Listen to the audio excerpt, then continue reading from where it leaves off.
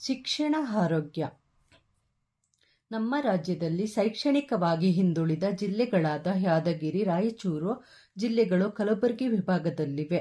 ಶೈಕ್ಷಣಿಕ ಪ್ರಗತಿಯ ಸೂಚಿಯಾದ ಸಾಕ್ಷರತೆಯ ಪ್ರಮಾಣ ಇಲ್ಲಿ ಕೆಳಮಟ್ಟದಲ್ಲಿದೆ. ಇತ್ತೀಚೆಗೆ ಸಾಕ್ಷರತೆಯ ಮಟ್ಟ ಉತ್ತಮವಾಗುತ್ತಿದೆ. ಈ ವಿಭಾಗದ ಕಲಬುರಗಿ ನಗರದಲ್ಲಿ ಗುಲ್ಬರ್ಗಾ ವಿಶ್ವವಿದ್ಯಾಲಯವಿದೆ ಹಾಗೂ ಕಲಬುರಗಿ ಜಿಲ್ಲೆಯಲ್ಲಿ ಕರ್ನಾಟಕ ಕೇಂದ್ರೀಯ ವಿಶ್ವವಿದ್ಯಾಲಯವೂ ಇದೆ. ರಾಯಚೂರು ಕೃಷಿ ವಿಶ್ವವಿದ್ಯಾಲಯ ಮತ್ತು ಬಳ್ಳಾರಿ ನಗರದಲ್ಲಿ ವಿಜಯನಗರ ಶ್ರೀಕೃಷ್ಣದೇವರಾಯ ವಿಶ್ವವಿದ್ಯಾಲಯವಿದೆ ಹಾಗೂ ವಿಜಯನಗರ ಜಿಲ್ಲೆಯ ಹಂಪಿಯಲ್ಲಿ ಕನ್ನಡ ವಿಶ್ವವಿದ್ಯಾಲಯ ಇದೆ. ಬೀದರಿನಲ್ಲಿ ಕರ್ನಾಟಕ ಪಶು ವೈದ್ಯಕೀಯ, ಪಶು ಹಾಗೂ ಮೀನುಗಾರಿಕೆ ವಿಜ್ಞಾನಗಳ ವಿಶ್ವವಿದ್ಯಾಲಯವಿದೆ ಹಾಗೂ ನರಸಿಂಹಜರಣೆ ದೇವಾಲಯ ಪ್ರಸಿದ್ಧವಾಗಿದೆ. ಕಲಬುರಗಿಯಲ್ಲಿ ಪ್ರಸಿದ್ಧ ಬುದ್ಧ ವಿಹಾರವಿದೆ. ಯಾದಗಿರಿ, ಬಳ್ಳಾರಿ, ಕಲಬುರಗಿ, ರಾಯಚೂರು, ಬೀದರ್ನಲ್ಲಿ ವೈದ್ಯಕೀಯ ಕಾಲೇಜುಗಳಿವೆ. ಪ್ರತಿ ಜಿಲ್ಲೆಯಲ್ಲಿ ಜಿಲ್ಲಾ ಆಸ್ಪತ್ರೆಗಳಿವೆ. ಗ್ರಾಮೀಣ ಪ್ರದೇಶದಲ್ಲಿ ಜನರಿಗೆ ಆರೋಗ್ಯ ಒದಗಿಸುವ ಆರೋಗ್ಯ ಉಪಕೇಂದ್ರಗಳಿವೆ. ಶಿಕ್ಷಣ ಮತ್ತು ಆರೋಗ್ಯ ಕ್ಷೇತ್ರದಲ್ಲಿ ಪ್ರಗತಿ ತೀವ್ರಗತಿಯಲ್ಲಿ ನಡೆಯುತ್ತಿದೆ.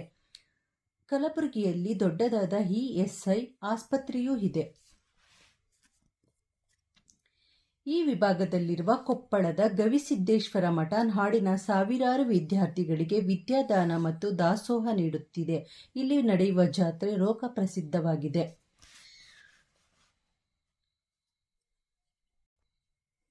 ಸಾಂಸ್ಕೃತಿಕ ಸಂಪತ್ತು: ಸಂಗೀತ, ಸಾಹಿತ್ಯ, ಚಿತ್ರಕಲೆ, ಜಾನಪದ, ನಾಟಕ, ನೃತ್ಯ ಮುಂತಾದ ಕ್ಷೇತ್ರಗಳಲ್ಲಿ ಕಲಬುರಗಿ ವಿಭಾಗದ ಜಿಲ್ಲೆಗಳು ನಾಡಿಗೆ ಅಪಾರ ಕಾಣಿಕೆ ನೀಡಿವೆ. ಕರ್ನಾಟಕದ ಪ್ರಾಚೀನ 4 ಮಹತ್ವದ ರಾಜಮನೆತನಗಳಿಗೆ ಇದು ಆಶ್ರಯ ನೀಡಿದೆ. ಅವು ಯಾವುವೆಂದರೆ ರಾಷ್ಟ್ರಕೂಟರು, ಕಲ್ಯಾಣದ ಚಾಲುಕ್ಯರು, ಬಹಮನಿ ಮತ್ತು ವಿಜಯನಗರ ಸಾಮ್ರಾಜ್ಯಗಳು.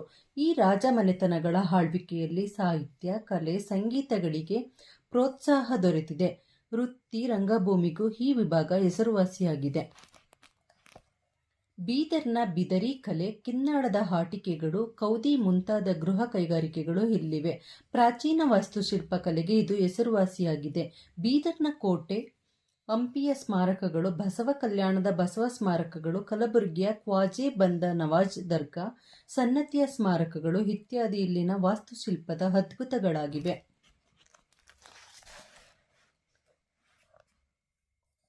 ಸ್ವಾತಂತ್ರ್ಯ ಹೋರಾಟಗಾರರು: ಕರ್ನಾಟಕದ ಇತರೆ ಭಾಗಗಳಲ್ಲಿ ಭಾರತದ ಸ್ವಾತಂತ್ರ್ಯಕ್ಕಾಗಿ ಮತ್ತು ಕರ್ನಾಟಕ ಏಕೀಕರಣಕ್ಕಾಗಿ ಹೋರಾಟ ನಡೆಸಿದರೆ, ಕಲಬುರಗಿ ವಿಭಾಗದಲ್ಲಿ ಜನರು ಸ್ವಾತಂತ್ರ್ಯ ಹೋರಾಟ, ನಿಜಾಂ ಸಂಸ್ಥಾನದ ವಿಮೋಚನಾ ಚಳವಳಿ ಮತ್ತು ಕರ್ನಾಟಕ ಏಕೀಕರಣ ಚಳವಳಿಗಳಲ್ಲಿ ಭಾಗವಹಿಸಬೇಕಾಯಿತು.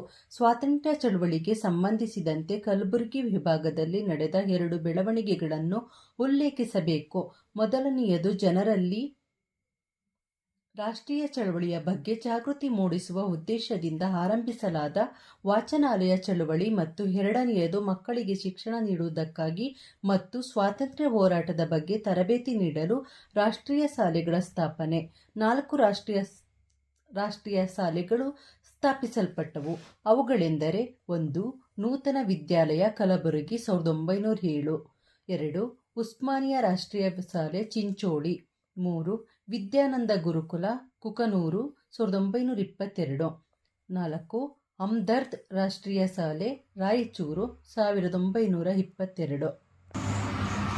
ಈ ವಿಭಾಗದಲ್ಲಿ ಸ್ವಾತಂತ್ರ್ಯ ಚಳವಳಿಗೆ ಪ್ರೇರಣೆ ಆರ್ಯ ಸಮಾಜದಿಂದ ಮತ್ತು ಒಂದೇ ಮಾತರಂ ಚಳವಳಿಗಳಿಂದ ಬಂದಿತು. ಮಹಾಗಾಂವ್ನ ಕಲ್ಯಾಣ ಶೆಟ್ಟಿ ಅವರು ಸ್ವಾತಂತ್ರ್ಯ ಹೋರಾಟ ನಡೆಸಲು ತರುಣ ಸಂಘವನ್ನು ಕಟ್ಟಿದರು. ಮಹಾಗಾಂವ್ನ ಚಂದ್ರಶೇಖರ್ ಪಾಟೀಲರು ಅದರ ಅಧ್ಯಕ್ಷರಾಗಿ ಅದನ್ನು ಮುನ್ನಡೆಸಿದರು. ಶ್ರೀ ರಮಾನಂದ ತೀರ್ಥ ಅವರು ಈ ವಿಭಾಗದ ಪ್ರಮುಖ ಸ್ವಾತಂತ್ರ್ಯ ಹೋರಾಟಗಾರರು. ಇವರಲ್ಲದೆ ನೂರಾರು ಜನರು ಸ್ವಾತಂತ್ರ್ಯ ಹೋರಾಟದಲ್ಲಿ ಭಾಗವಹಿಸಿದ್ದರು. ನಿಜಾಂಶಾಹಿ ವಿಮೋಚನಾ ಚಳವಳಿಯಲ್ಲಿ ಪ್ರಮುಖ ಪಾತ್ರ ವಹಿಸಿದ್ದವರಲ್ಲಿ ಸರದಾರರು ಶರಣಗೌಡ, ಇನಾಮದಾರ್ ಪ್ರಮುಖರು. ನಿಜಾಮನ ಖಾಸಗಿ ಸೈನ್ಯ ರಜಾಕಾರರು ಕಲಬುರಗಿ ವಿಭಾಗದಲ್ಲಿ ನಾಗರಿಕರ ಮೇಲೆ ಅಪಾರ ಹಿಂಸೆ ನಡೆಸಿದರು. ಅವರ ವಿರುದ್ಧ ಜನರು ತೀವ್ರ ವಿರೋಧ ವ್ಯಕ್ತಪಡಿಸಿದರು. ಭಾರತಕ್ಕೆ ಆಗಸ್ಟ್ 15, 1947ರಲ್ಲಿ ಸ್ವಾತಂತ್ರ್ಯ ಬಂದಿತು. ಸೆಪ್ಟೆಂಬರ್ 17, 1948ರಂದು ನಿಜಾಂ ಸಂಸ್ಥಾನ ಭಾರತ ಗಣರಾಜ್ಯದಲ್ಲಿ ವಿಲೀನಗೊಂಡಿತು.